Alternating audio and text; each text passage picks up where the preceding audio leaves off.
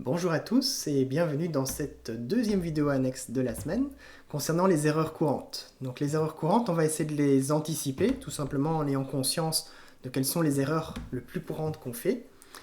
Donc le premier type d'erreur sont les erreurs syntaxiques. Dans les erreurs syntaxiques, souvent on oublie le séparateur d'instructions, donc le fameux point-virgule. Voilà, ça peut causer des soucis. Donc soyons bien vigilants à mettre nos points-virgules à la fin de chaque instruction. Deuxième erreur courante, la délimitation incorrecte des chaînes de caractères. Donc soit vous délimitez les chaînes de caractères entre guillemets, soit entre simples apostrophes.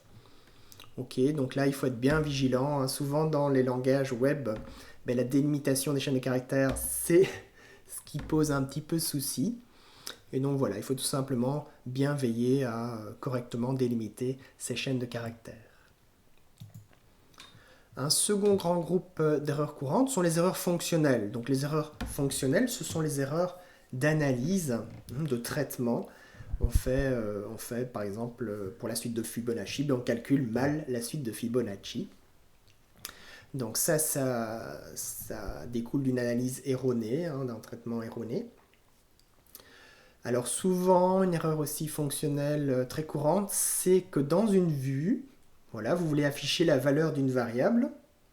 Vous écrivez le nom de la variable, mais vous oubliez d'écrire echo dans du code PHP. Et donc là, forcément, la variable, elle ne s'affiche pas dans la vue. Et alors, vous me demandez pourquoi ça ne s'affiche pas. Mais parce que vous avez oublié d'écrire l'écho. Donc l'écho va écrire dans la source HTML qu'on est en train de produire la valeur de la variable qu'on passe en paramètre. Donc, pensez à bien écrire dans vos vues donc un écho suivi du nom de la variable pour afficher le contenu de cette variable. Alors enfin, le troisième grand groupe d'erreurs courantes sont les erreurs à l'exécution. Donc à l'exécution, parfois on a une référence à une variable qui n'existe pas. Donc voilà, vous affichez quelque chose, vous faites un écho de variable, et cette variable n'existe pas. Cette variable n'a pas été initialisée. Donc ça, c'est une erreur très courante. Donc il faut veiller à bien, dans le contrôleur, initialiser les variables que vous affichez dans la vue. Et voilà. Alors pour être sûr que les variables existent, moi j'aime bien utiliser le var_dump, donc la fonction var_dump du langage, pour là où on écrit le var_dump, vérifier est-ce que la variable existe et quelle est la valeur qu'elle a.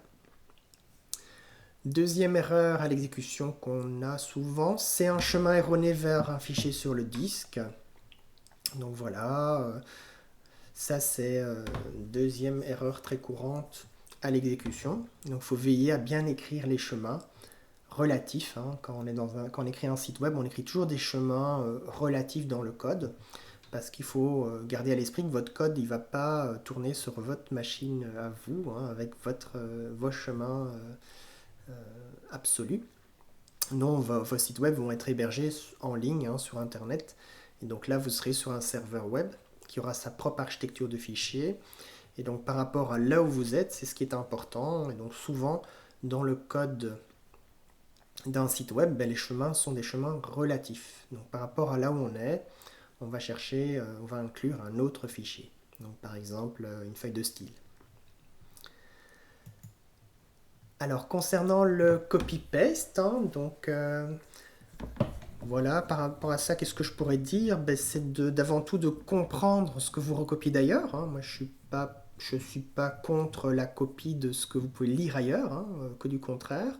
Mais ce qui est important, c'est de bien comprendre ce que vous recopiez d'ailleurs, ce que vous lisez sur Internet, et ce que vous allez recopier dans le cadre de vos exercices, pour être réutilisé dans vos exercices.